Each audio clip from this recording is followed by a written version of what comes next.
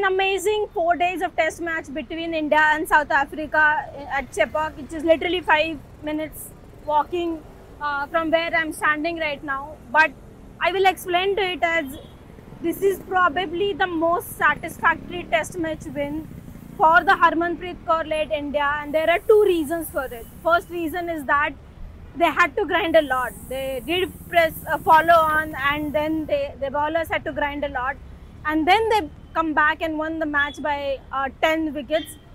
But the more important thing is that in doing that, in what the both teams have achieved today is the best advertisement Test cricket would have ever asked. See, when the first day of Test match started here, Harmanpreet Kaur won the toss and then opted to bat first, as you were all expecting, because the pitch was expected to deteriorate later, which will assist the spinners better, and it would have been a nightmare to bat in the final innings, the final day's play.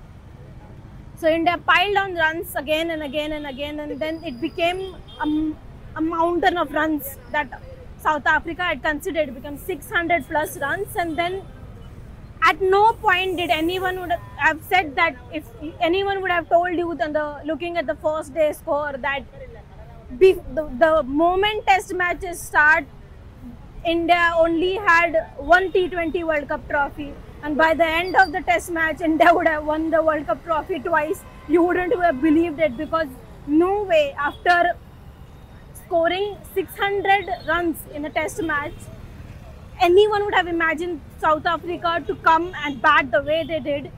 They were made to follow on by India. Sneha Rana was fantastic with her off spin, and this has been an amazing story with Sneha Rana, is that has not played a lot of white ball cricket, played a test against England, played a test against Australia in December, came back now after a long break, and now she's playing in the test.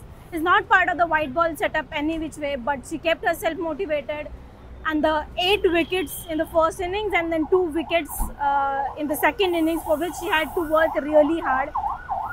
So 10 wickets for her in the test match. She goes now she has a 10 wickets. It's only Jhulan Goswami is the another Indian bowler to have 10 wickets in a match. So it's an unbelievable effort from her side. She bowled 40 overs in the second innings. Deepti Sharma, who was India's player of the match against England, on the debut of Harmanpreet Kaur's captaincy, she bowled 45 overs.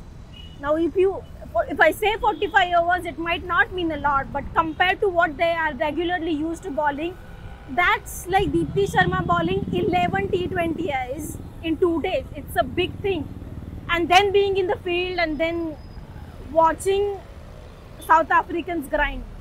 Now let's talk about the South African batting unit. In the first innings, Sune Lewis and Marizanne Kapp did give them not a lot, but did give them enough to make sure that they granted some time out. They were made to follow on the day, on day 3, the wickets fell early, but they were made to follow on again, and the fight, the duo of Sune Lewis and Captain Laura Woolward put in together, that is hard work. Both of them scored centuries. It was funny that in India, the last person to score a century in India in the test format for South Africa was Mignon du Preez back in 2014. They had to wait 10 years for the next century, test century in India, against India. But when they scored, the two came in like back-to-back days. First Sune scored a century, then Laura scored a century.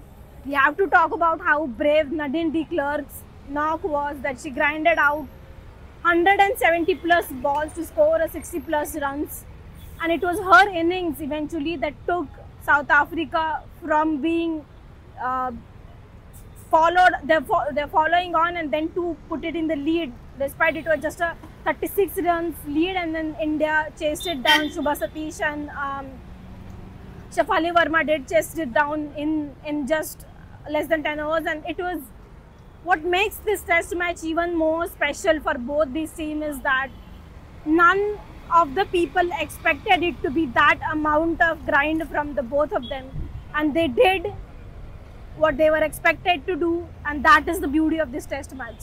Shafali Verma scored a double 100, coming back from a lean patch on the first day of the test match. Smriti Mandhana has been a purple patch of her life. She's going through. It's been beautiful to watch. She scored 149. Rana with the wickets. Verma with the wickets as well. Harmanpreet Kaur chipped in with the ball. Even Pooja Vastrakar only got 1 wicket in the test match, but she kept grinding. It is a contribution from a lot of people, and I have to give shout out to someone like Uma Chhatri. She was not part of the playing 11, did not make a debut, but the entire third day of the match, because Jemima Rodriguez had a cramp and she had to sit out, Uma Chhatri was in the field almost entire day, and with the lid on, close to the batter, she did all the hard work. And it's been amazing test match to witness. For now, we don't know when will Indian team play the test match next.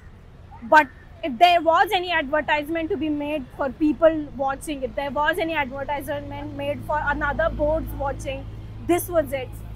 The Chennai crowd, as always, the knowledgeable Chennai crowd, they were amazing. Even Laura Woolward admitted it in the press conference after the match. You will see you can check all of my copies on this match on the newindianexpress.com, and there are more coming, but it is a satisfaction of a test match after 4 days of grinding. That's something different. Thank you for tuning in. We'll be here when the T20 start on the 5th of July on the same ground at Chepauk. Thank you so much for watching. Do read the New Indian Express.